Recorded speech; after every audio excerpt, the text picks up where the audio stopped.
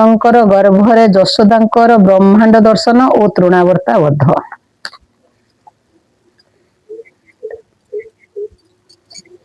ଏଥୁ ଅନନ୍ତରେ ଶୁକ ପରୀକ୍ଷ ଆଗରେ ଅବହିତ କହନ୍ତି ସେ ହରିବଂଶ ସାର। ତହିଁ ଉତାରୁ କୃଷ୍ଣକୁ ଘେନି ଯଶୋମତୀ ଗୀତ ଗାଇନ ତାହାକୁ ନିଦ୍ରା କରାବନ୍ତି। ମାୟା କରି ପୂର୍ବେ କୃଷ୍ଣ ନିଦ୍ରା ଯାଇଥିଲେ, ପୁଣି ଅଚେତନ ହୋଇ ସେହୁ ନିଦ୍ରା ଗଲେ। କୁଙ୍କୁମ ମାନ ଶ୍ରୀକୃଷ୍ଣ ଦେହରେ ଘଷନ୍ତି, ଶୁଖିଲେ ତାହା ବେଗରେ ଝଡ଼ି ନ ଦିଶନ୍ତି। କୃଷ୍ଣ ବିଚାରନ୍ତି ଆଜି ଜନନୀକୁ ମୋର, ମାୟା ଦେଖାଇବି ବୋଲି ଭାଳି ଚକ୍ରଧର। ହଳଦୀ ତୈଳ ଦେଇ ପୁଣି ଯଶୋମତୀ ଗୀତ ଗାଇ ଶ୍ରୀକୃଷ୍ଣଙ୍କୁ ନିଦ୍ରା କରାବନ୍ତି। ମାୟାଗତ ହୋଇ କୃଷ୍ଣ ନିଦ୍ରା ପୁଣି ଗଲେ, ଅଚେତନ ହୋଇ ସେହୁ ନିଦ୍ରାରେ ଶୋଇଲେ। ତହିଁ ପରେ ଯଶୋମତୀ କାର୍ଯ୍ୟ କରୁଛନ୍ତି, ଏମନ୍ତ ସମୟେ କୃଷ୍ଣ ରାବେକ ଛାଡ଼ନ୍ତି। ତାହା ଶୁଣି ନନ୍ଦ ରାଣୀ ଧାଇଁ ନଇଲେ, ଶ୍ରୀକୃଷ୍ଣଙ୍କ ନିକଟରେ ଆସି ପ୍ରବେଶିଲେ। ଦେଖିଲା ମୂର୍ତ୍ତିକା ଖାଉ ଅଛନ୍ତି କହ୍ନାଇ, ବେଗ କରି ଶ୍ରୀକୃଷ୍ଣଙ୍କୁ କୋଳରେ ଧରଇ କୃଷ୍ଣତୁଣ୍ଡ ମଧ୍ୟେ ଅଙ୍ଗୁଳିକୁ ପୁରାଇଲେ। କେତେକ ଖଣ୍ଡ ମୂର୍ତ୍ତିକା କାଢ଼ି ପକାଇଲେ, ତୁଣ୍ଡକୁ ବିସ୍ତାର କଲେ ପ୍ରଭୁ ଚକ୍ରଧର। ଯଶୋଦା ଅନାଇ ଦେଲେ ଗର୍ଭର ଭିତର, ସ୍ଥାବର ଜଙ୍ଗମ କୀଟ ଦେଖିଲେ ଏମାନେ। କେବଳ ଠାବରେ ଗୀତ ନୃତ୍ୟ ଯେ ପୁରାଣେ, କେଉଁଠାରେ କରୁଛନ୍ତି ଗନ୍ଧର୍ବ ବାଦନ। କହ୍ନାଇ ପେଟରେ ଅଛି ସମସ୍ତ ସମ୍ପୂର୍ଣ୍ଣ, କେବଳ ଠାବେ ଗୋପାଳ ଗାଭୀକୁ ଚରାଇ। କେବଳ ଠାବରେ ଗୋପୀ ଦଧି ବିକି ଯାଇ, କେବଳ ଠାବରେ ପୁଣି ଗୋପ ପୁଅ ମାନେ କ୍ରୀଡ଼ାରଙ୍ଗ କୌତୁକ କରନ୍ତି ବିଧାନେ। କେଉଁ ସ୍ଥାନରେ ହଳଦୀ ଦିଅନ୍ତି ଯଶୋମତୀ, କେବଳ ଠାବରେ କୃଷ୍ଣ ଯମୁନାରେ ଛନ୍ତି। କେବଳ ଠାବରେ ମୁନି ତପସ୍ୟା କରନ୍ତି, କେବଳ ଠାବରେ ଯମୁନା ଉଜାଣି ବହନ୍ତି। କେଉଁ ଠାବରେ ବ୍ରାହ୍ମଣ କରୁଛନ୍ତି ଯାଗ, କେବଳ ଠାବେ ଦେବତା ଥାନ୍ତି ଆବିର୍ଭାବ। କେବଳ ଠାବେ ଅଛଇ ବରୁଣ ଭୁବନ, କେଉଁ ସ୍ଥାନେ ଜପିଛନ୍ତି କରନ୍ତି ଶୟନ। ବୃକ୍ଷ ପର୍ବତ ପୁଣି କେଉଁ ସ୍ଥାନେ ଅଛି, ସିଂହ ସାଦୃଳ ଗୟଳ ଝିଙ୍କ ଆଦି ପକ୍ଷୀ। ସାରି ଶୁଆ ମୟୂର ଯେ ରାବୁଛନ୍ତି କାହିଁ, ନାନା ବିଧି ବିହଙ୍ଗମ ନାଚୁଛନ୍ତି ତହିଁ। ସପଦ ବ୍ରହ୍ମାଣ୍ଡ ଯାକ ଗର୍ଭର ଭିତରେ, ସପ୍ତ ସିନ୍ଧୁ ମଧ୍ୟ ଛନ୍ତି ଉଦର ମଧ୍ୟରେ। ଏମାନଙ୍କୁ ଶ୍ରୀକୃଷ୍ଣଙ୍କର ଗର୍ଭରେ ଦେଖିଲେ, ଡରି କରି ପୁତ୍ର ବୋଲି ମୁଖେ ଥୁଥୁ ଦେଲେ। ପାଦ ଧୂଳି ନେଇ ଦେଲେ କୃଷ୍ଣ କପାଳରେ, ତୋହର ଆପଦ ସବୁ ପଡୁ ମୋ ଶିରରେ। ମୂର୍ତ୍ତିକା ଖାନ୍ତେ ଗର୍ଭେ କେତେକ ଦିଶିଲା, ଆଉ କେବେ ମାଟି ତୁଇ ନ ଖାଅ ବୋଇଲା। ଏମନ୍ତ ସମୟେ କଂସ ଦୂତ ବୁଲୁଥିଲେ, ଶ୍ରୀକୃଷ୍ଣଙ୍କ ମାୟା କଥା ସମସ୍ତ ଜାଣିଲେ। ଜାଣି ନ କହିଲା ଯାଇ କଂସର ଛାମୁରେ, ଆହେ ଦେବ ଶୁଣ ତୁହି ଗୋପ ସମାଚାରେ।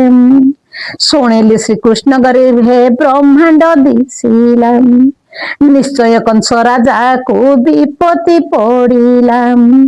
ଡଗର ମୁଖରୁ ଯହୁଁ ଏମନ୍ତ ଶୁଣିଲା, କ୍ରୋଧ ଭର ହୋଇ କଂସ ବଚନ ବୋଇଲା। ଏତେକ କୃତ୍ୟ ହିଁ ମତେ ଭଗ୍ନି ଜାଣି କଲା, ବିଧାତାଣିନ ମୋର ଶତ୍ରୁ ବି ଆଇଲା। ଏହିପରି କଂସ ରାଜା ଚିନ୍ତା କରିବାରେ, କାଳେ ତୃଣାବର୍ତ୍ତ ଥିଲା ଖଣ୍ଡିଏ ଦୂରରେ। କଂସର ଛାମୁରେ ସେହୁ ପ୍ରତିଜ୍ଞା ଯେ କଲା, କେଉଁ କଥା ମତେ କହ ବୋଲି ନ ବୋଇଲା। ତୃଣାବର୍ତ୍ତାର ପାଶରେ କଂସ ଯେ ବୋଲଇ, ଚରାଚର ପୃଥିବୀକୁ ସାଧ୍ୟ ମୁଁ କରଇ। ବୈରୀ ମୋହର ଏବେ ଉଦୟ ହୋଇଲା, ସେହି ବୈରୀ ଯାଇ କରି ଗୋପରେ ରହିଲା। କଂସର ବଚନ ଶୁଣି ତୃଣାବର୍ତ୍ତା ବୀର, ପ୍ରତିଜ୍ଞା କରିଣ ବେଗେ ଉଠେ ଧାତିକାର। ଭୟଙ୍କର ମୂରତି ସେ ଧରେ ଆକାଶରେ, ଶୂନ୍ୟ ପକ୍ଷୀର ପରାୟ ରୂପଟି ତାହାରେ। ଅନ୍ତରିକ୍ଷ ମାର୍ଗରେ ସେ ଉଡ଼ି ବେଗେ ଗଲା, ଗୋପନଗର ଭିତରେ ପ୍ରବେଶ ହୋଇଲା। ଯଶୋଦା ଧରି ଅଛନ୍ତି କୃଷ୍ଣଙ୍କୁ କୋଳରେ, କୁଙ୍କୁମ ଲେପୁ ଅଛନ୍ତି ତାହାଙ୍କ ଦେହରେ। ତୃଣାବର୍ତ୍ତା ଏହି ବେଳେ ଯାଇ ନ ଦେଖିଲା, ଅବଶ୍ୟ କଂସ ଶତ୍ରୁକୁ ମାରିବି ବୋଇଲା। ଏହା ବୋଲି ଝାମ୍ପ ଦେଇ ପଡ଼େ ମହାବୀର, ଝାମ୍ପି କରି ଶ୍ରୀକୃଷ୍ଣଙ୍କୁ ଧରଇ ନଖର। ନଖରେ ଧରିଣ ତାକୁ ବେଗେ ଘେନି ଗଲା, ଆକାଶ ମଣ୍ଡଳକୁ ସେ ଘେନି ନ ଖେପିଲା। ଯଶୋଦା କାନ୍ଦନ୍ତି ତହୁଁରେ ତ କର ତାଡ଼ି, ଆହା ପ୍ରଭୁ ବୋଲି କରି ଛାଡ଼େ ଘୋର ରଡ଼ି। ମାତାର ରୋଦନ ଶୁଣି ଗୋପୀଏ ମିଳିଲେ, ଶ୍ରୀକୃଷ୍ଣଙ୍କୁ ନ ଦେଖିଣା ସର୍ବେ କୋଡ଼ି ହେଲେ। ଶ୍ରୀକୃଷ୍ଣଙ୍କୁ ଘେନି ନ ଉଡ଼ିଯାନ୍ତେ ତୃଣାବର୍ତ୍ତା, ତ୍ରୋହି ଉଶ୍ୱାସ ହେଲେ ପ୍ରଭୁ ଗୋପୀନାଥ।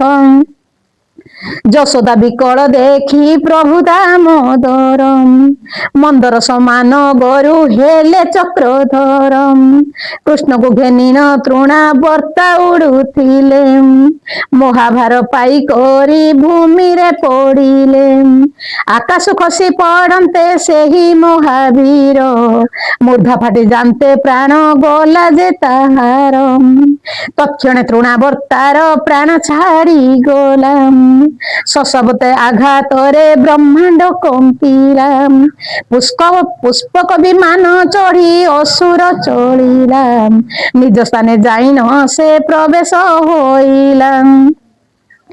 ଶ୍ରୀକୃଷ୍ଣଙ୍କୁ ଯଶୋମତୀ ଧଇଲେ କୋଳରେ, ଆହା କୁଳମଣି ବୋଲି କାନ୍ଦନ୍ତି ଅପାରେ। ପୁତ୍ରକୁ କୋଳରେ ଧରି ସୁଖ ଚୁମ୍ବ ମୁଖେ ଚୁମ୍ବ ଦେଲା, ବିପଦ ଉଦ୍ଧାର ହେଲୁ ବୋଲି ଦୁଃଖ କଲା।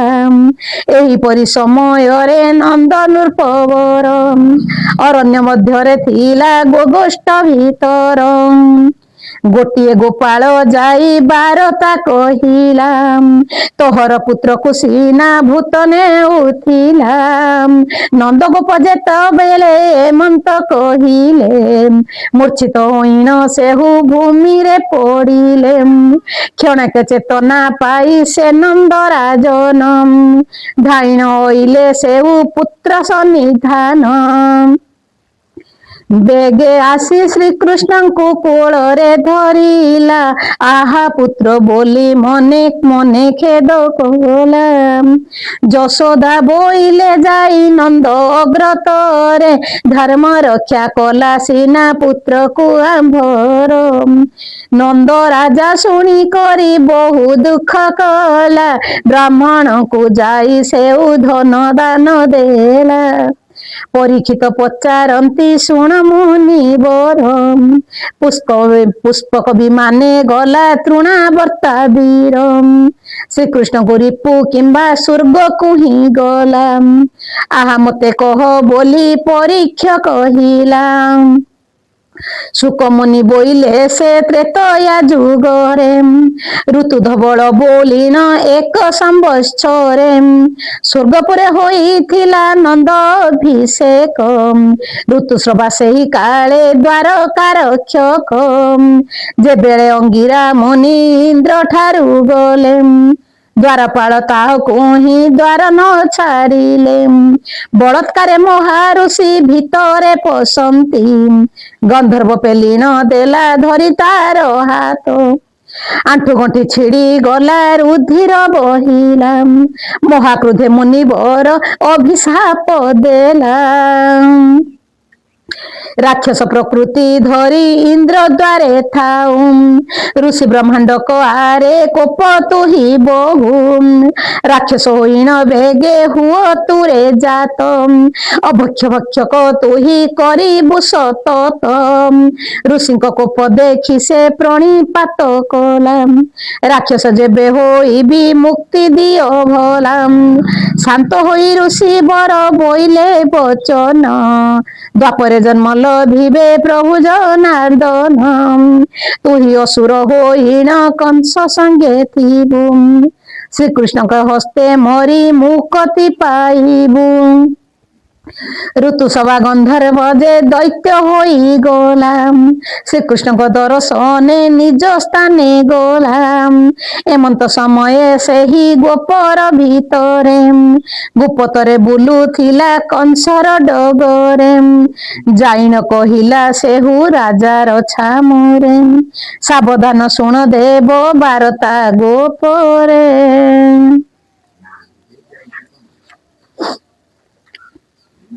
ତୋହର ତୃଣାବର୍ତ୍ତା ଯେ ଗୋପପୁର ଗଲା ନନ୍ଦ ରାଜାର ନନ୍ଦନ ତାହାକୁ ମାଇଲା ହେମନ୍ତ ବଚନ ଗୋଟି ଶୁଣି କଂସ ବୀର ମୂର୍ଚ୍ଛିତ ହୋଇଣ ସେହୁ ପଡେ ଧାତି ତଳ କ୍ଷଣକ ପରେ ଚେତନା ପାଇଲା ସେ ଯହୁଁ ଶୋକ କରିଣ ବଚନ କହିଲା କତହୁଁ ଆହା ତୃଣାବର୍ତ୍ତା ବୋଲି କଂସ ଶୋକ କଲା ଅକ୍ରୂର ମନ୍ତ୍ରୀ ତାହାକୁ ସାନ୍ତ୍ୱନା ଯେ ଦେଲା ଶୁଣିଲୁ କି ପରୀକ୍ଷିତ କୃଷ୍ଣ କଥା ମାନ ଯେ ବଣ ଗ୍ରନ୍ଥ ଶୁଣନ୍ତେ ପାତକ ଦହନ ଶ୍ରୀକୃଷ୍ଣଙ୍କର କଥା ମାନ ଅଟେ ମହାରସ ହରିନାମ ସୁମରଇ ନାରାୟଣ ଦାସ ହରି